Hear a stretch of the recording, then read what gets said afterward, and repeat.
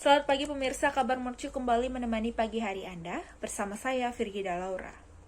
Berita pertama hari ini, Kemenkes imbau warga negara Indonesia stop bepergian ke negara-negara dengan transmisi COVID-19 yang tinggi. Kasus Omikron di Indonesia bertambah 68 orang pada Jumat 31 Desember 2021. Adapun bertambahnya kasus Omikron di Indonesia terkonfirmasi sebanyak 136 orang pada Minggu 2 Januari 2022. Juru bicara vaksinasi COVID-19 Kementerian Kesehatan Siti Nadia Tarmizi menghimbau masyarakat untuk menahan diri tidak bepergian ke negara-negara tertentu seperti Arab Saudi, Turki, Uni Emirat Arab, dan Amerika Serikat. Ia melanjutkan 68 kasus baru ini berasal dari pelaku perjalanan luar negeri dan 11 diantaranya merupakan warga negara asing.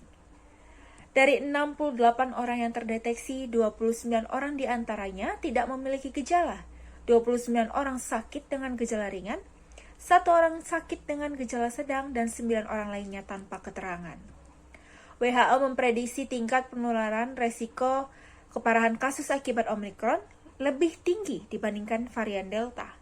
Namun, hal ini diiringi dengan tingkat penggunaan tempat tidur rumah sakit atau ICU yang lebih rendah dibandingkan dengan periode Delta.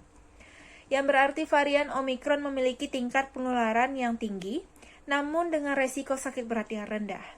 Kendati demikian, masyarakat diminta untuk terus melakukan upaya pencegahan dan pengendalian, serta upaya mitigasi lainnya. Varian Omikron B11529 ini pertama kali diumumkan terdeteksi di Jakarta, tepatnya pada seorang petugas kebersihan yang bertugas di Rumah Sakit Wisma Atlet. Beralih ke berita selanjutnya, mencicipi masakan ikan air tawar ala restoran. Asfar 60 tahun, merupakan pemilik kafe legendaris di dataran tinggi Gayo. Berawal dari kafe kecil di pinggir jalan HM Hasan Gayo, Simpang Waringin, Desa Kemili, Kecamatan Bebesan, Kabupaten Aceh Tengah. Ia memulai usaha kecil-kecilannya sejak tahun 1986 silam. Tempat makan ini menjadi idola karena ramah akan keluarga serta anak-anak dengan menyediakan fasilitas tempat bermain anak. Pengunjung bisa memesan menu makanan aneka ikan air tawar dengan menu ikan mujair dan nila menjadi pilihan menu utama. Tersedia aneka masakan ikan nila lainnya serta sambal cabai hijau dan olahan asam manis. Selain masakan serba ikan air tawar, beragam minuman pun tersedia seperti jus dan apel, serta minuman kemasan.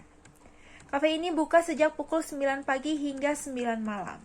Dan uniknya, kafe ini menyediakan hidangan nasi dalam anyaman bambu layaknya makanan rumahan.